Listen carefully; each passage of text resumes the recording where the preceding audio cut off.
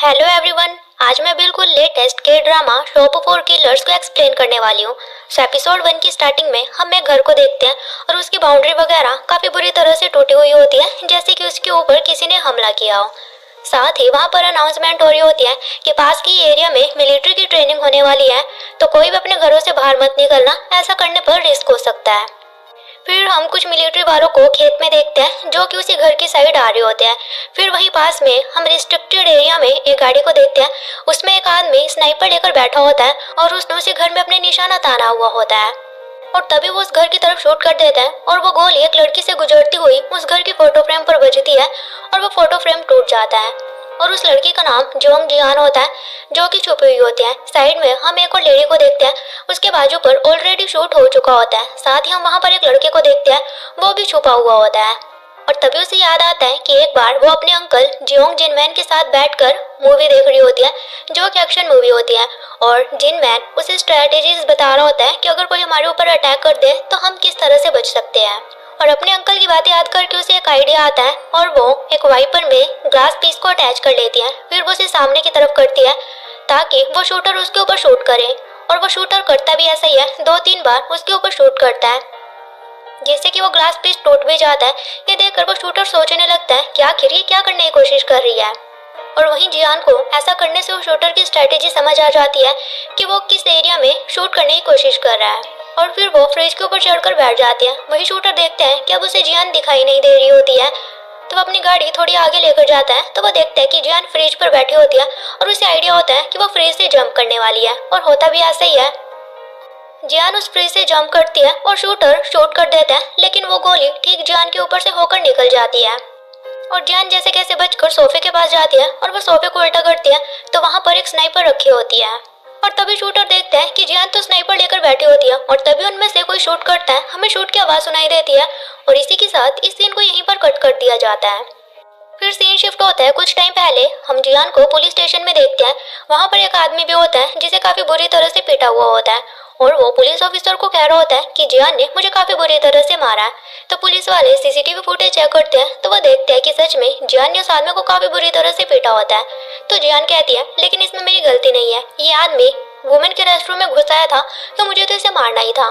तो police officers कहते हैं हम ये नहीं कह रहे कि तुमने गलत किया है, लेकिन किसी को इतनी बुरी तरह से भी नहीं मारना चाहिए कि उसकी जान ही चली जाए। और वो जियान को कहता है कि जल्दी से अपने घर से किसी को कॉल करो। फिर जियान अपने अंकल जिनमैन को कॉल करती है, लेकिन उसका फोन कोई और उठाता है।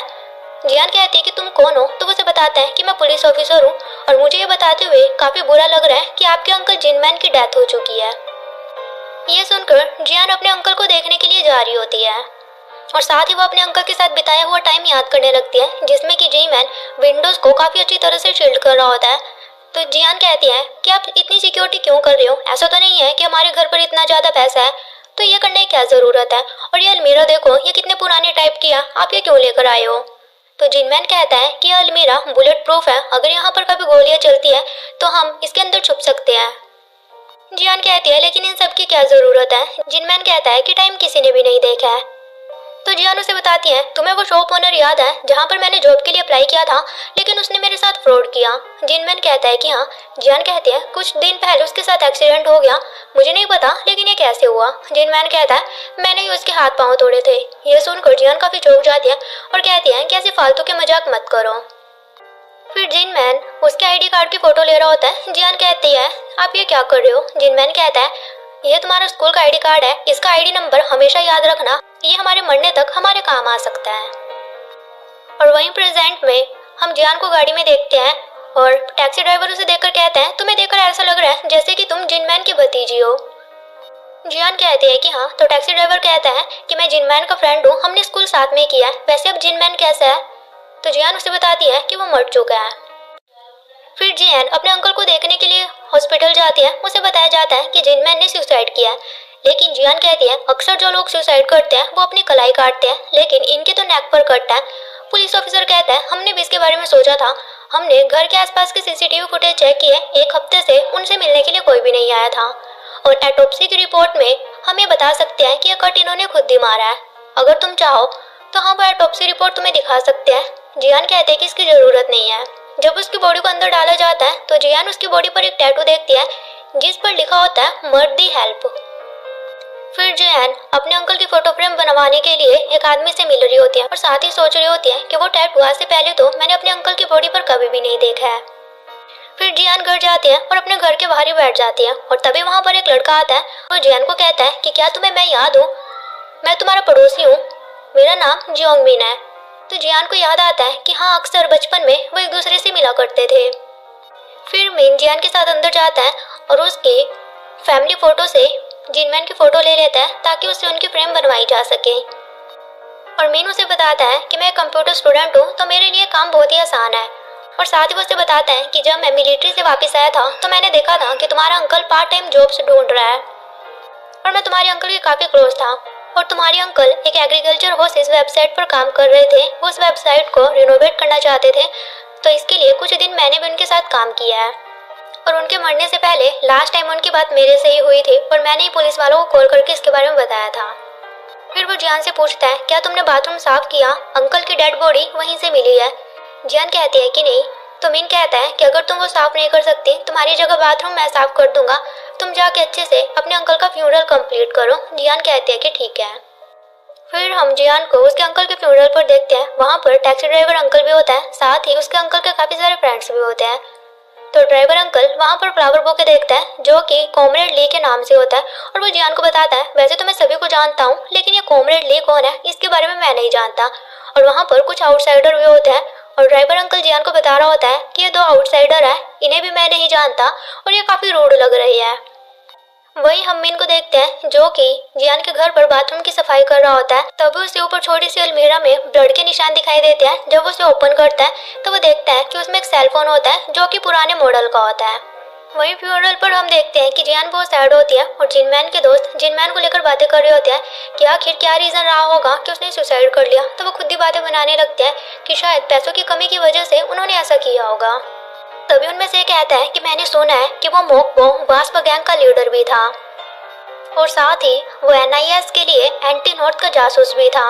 ये सुनकर उसके दूसरे दोस्त कहते हैं कि क्या बकवास है, ऐसा तो कभी भी नहीं हो सकता। और तभी वहाँ पर ड्राइवर अंकल आता है और कहता है कि तुम ये कैसी बकवास कर रहे हो, क्या तुम्हें पता भी है कि जिनमैन ने हमारी कितनी हेल्प किया है। और वो उन्हें बताने लगता है कि तुम्हारी और हमारी फैमिली ने तो सारा पैसा गैम्बलिंग में खत्म कर दिया था और मैं और मेरा छोटा भाई तो मरने वाला था, लेकिन जिनमैन ने आकर हमें पैसे दिए थे और तब जाकर हमारी जान बची है।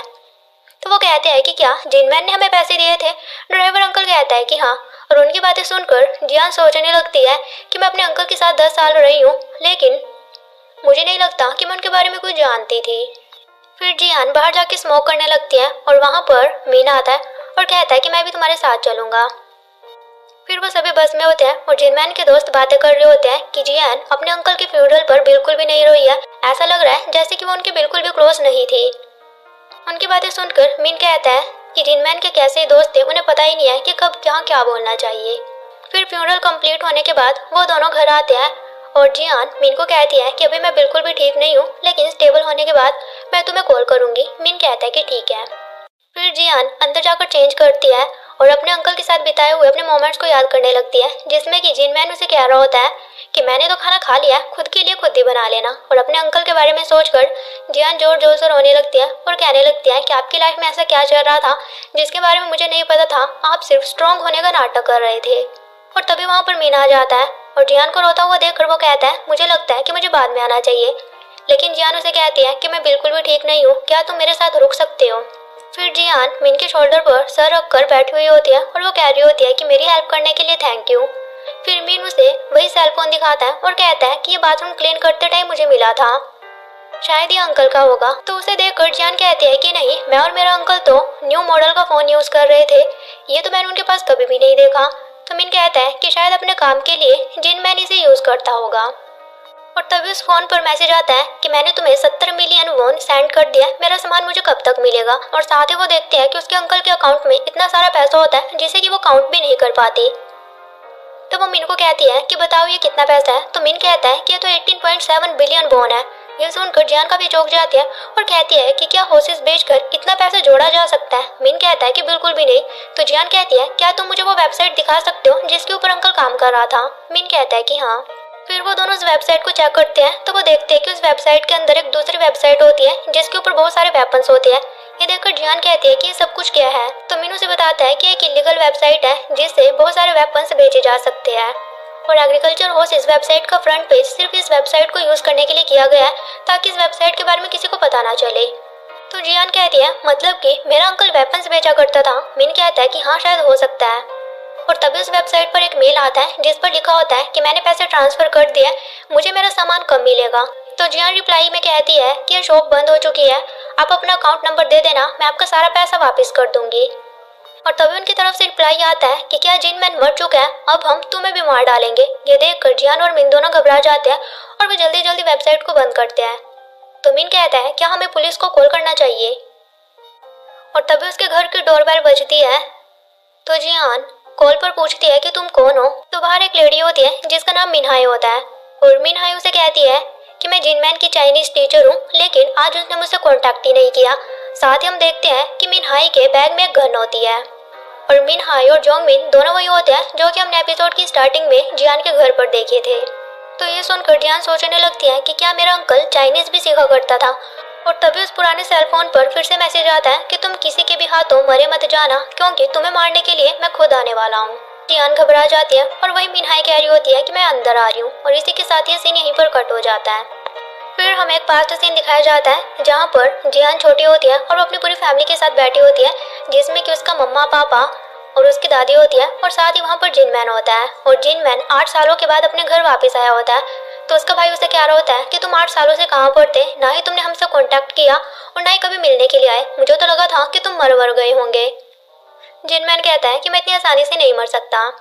फिर वो खाना उठाने लगता है, लेकिन उससे पहले जियान उसका खाना उठा लेती है। जिनमैन कहता है तुम्हें पता भी है कि मैं कौन हूँ, मैं तुम्हारा अंकल हूँ, क्या तुम्हें मेरा नाम पता है। जियान कहती है कि नहीं। तो उसका अंकल कहता है मेरा नाम जिनमैन है और आज से ये नाम हमेशा याद रखना। और इसी के साथ ये एपिसोड खत्म हो जाता है। तो गाइस अब मिलते हैं नेक्स्ट एपिसोड के साथ। Till then take care, bye bye.